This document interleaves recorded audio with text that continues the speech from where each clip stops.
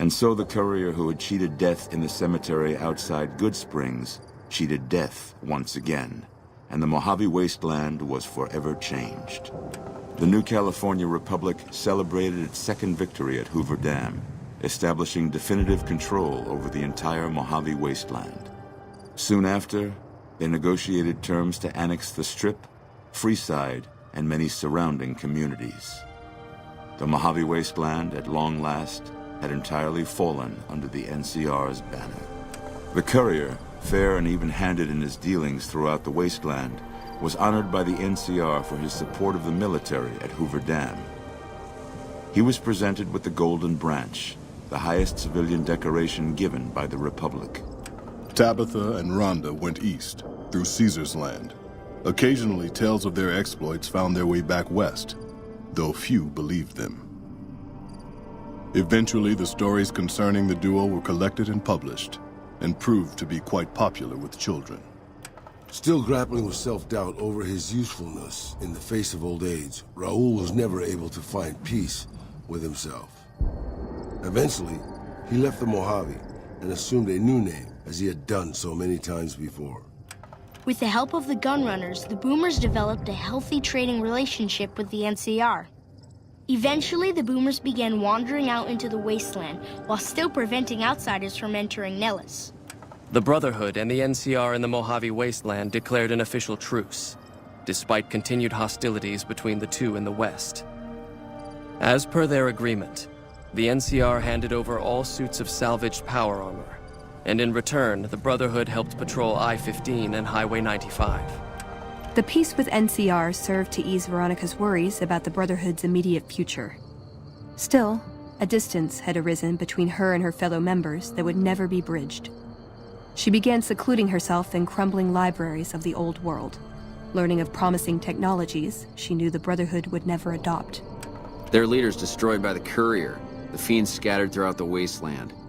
Without the organization of Motor Runner, Cook, Violet, and Driver Nephi, they were easy prey. After the NCR's victory at the dam, the followers of the Apocalypse were pushed out of Old Mormon Fort during its occupation by NCR forces. NCR further encouraged them to leave Outer Vegas entirely, and the followers had no choice but to comply.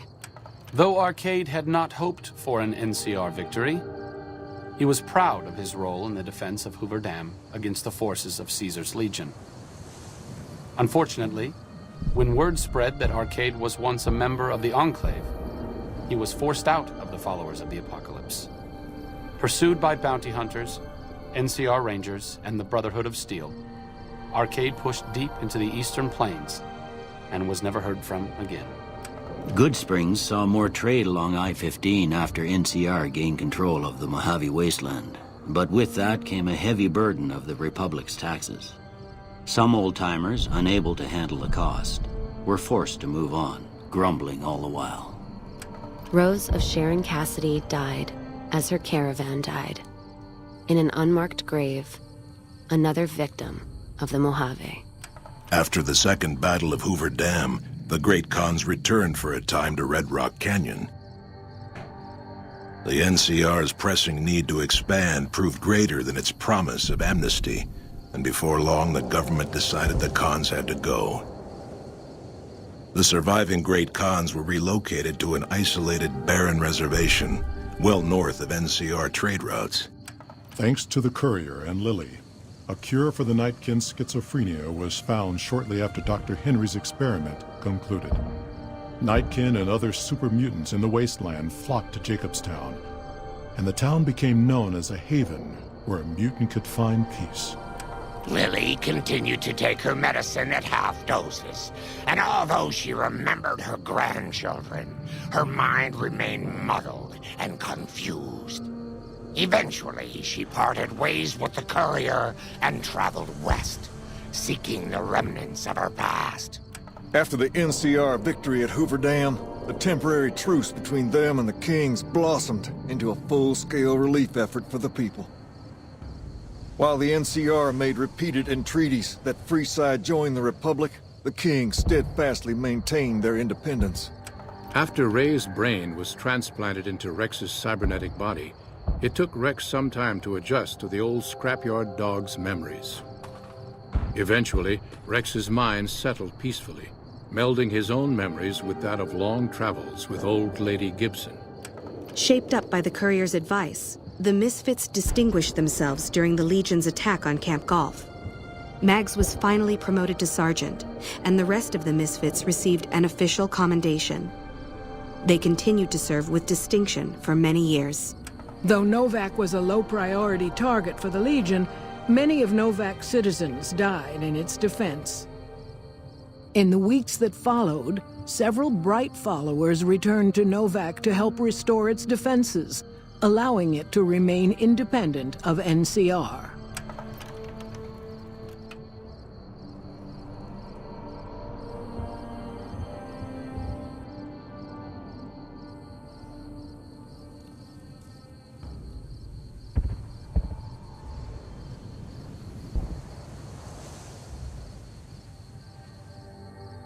After the majority of the Vault 19 powder gangers joined the Great Khans, the weaker members scattered throughout the Mojave Wasteland. Though a few managed to erase their past, most never survived the journey. Prim Slim proves to be an able-minded, if not able-bodied, sheriff for Prim. And due to his slow speed, some crooks get away without a scratch. But Prim continues to prosper under his watchful, robotic eye.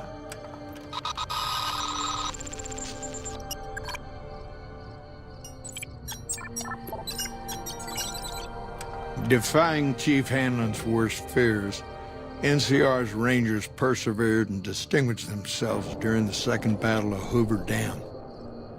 The Rangers, along with NCR's many troopers, shared the glory of victory.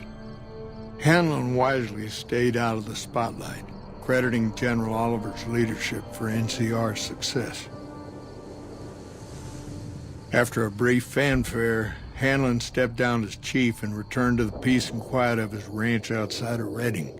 After their bold arrival at Hoover Dam, the remnants disappeared as quickly as they came. Legends of their power spread throughout the Southwest, a reminder of why people once feared the sight of vertibirds in the sky. And so the Courier's Road came to an end, for now. In the new world of the Mojave Wasteland, fighting continued, blood was spilled, and many lived and died just as they had in the old world. Because war never changes.